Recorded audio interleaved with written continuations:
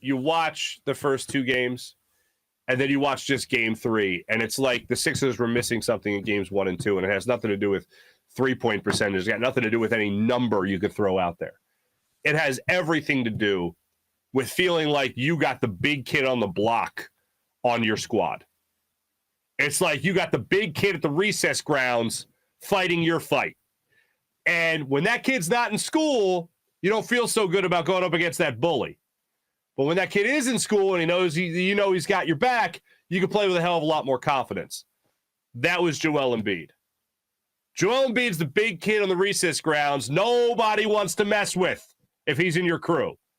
And in game 3, the Heat, to me, looked scared that Joel Embiid was going to punch him in the mouth. And that's what he did with his play in game 3. And just his presence in the game made James Harden's game elevate, certainly made Tyrese Maxey's game elevate, and it made me think back to what we had talked about over the last couple of months of this season. Just as bad as things would get from time to time, with James Harden struggling, with James Harden not being here yet, still dealing with the Ben Simmons drama and all that, even through all of that, it was just those moments of, dear Lord, thank you so much for Joel Embiid. And game 3 was the perfect example of that. The perfect example of what made all this to this point worth it. The highest point you could be at through the process is watching Joel Embiid play basketball. Overall, for the team, does it still have to amount into an Eastern Conference final? Does it still have to amount into an NBA final, a championship, a parade? Yes, absolutely. But until then, watching Joel Embiid come back into the series, watching this man's career, watching him get better, looking at little things he does each and every year to improve his game, to try to solidify himself as an MVP. It's been a joy to watch. If Joel Embiid, I had this epiphany over the weekend as well. After game 3, I was trying to think of like what exactly this means. Is there anything comparable? And I'm thinking to myself, the anniversary of Aaron Rowan running into the wall in Citizens Bank Park and breaking his face and doing the press conference all black and blue and bandaged up and all that. I'm thinking to myself, Aaron Rowan's a legend for that.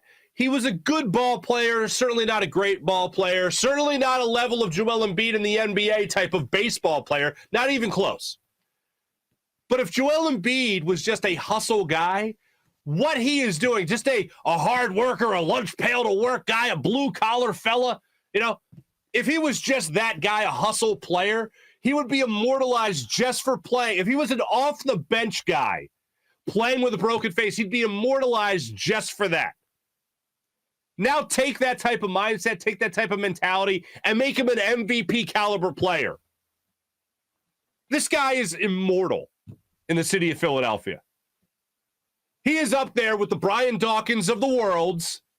He is up there with our Chase Utleys. He's up there with our Jason Kelce's. He is up there on that, God forbid I say this, Mount Rushmore, if you will, of tough athletes to come through this city. If he was just a hardworking guy, that would be enough to immortalize him. Maybe not put him up there on the Mount Rushmore by any means, but it certainly would be enough where we would praise this guy forever just for playing with a broken face. Off concussion protocol, torn ligaments in his thumb. It's miraculous what we're watching. And I won't get over it for any time soon. I will tell my grandkids about the series Joel Embiid played with a broken face, regardless of the outcome. Maybe if he didn't have a broken face, they would have beat the Heat. With a broken face, they beat the Heat. Either way, it's a great story. He had a broken face? Poppy? I don't know what they're going to call me. Christ, my own kids are only not even 3 in 3 months. But, you know what I'm saying. It's going to go on forever.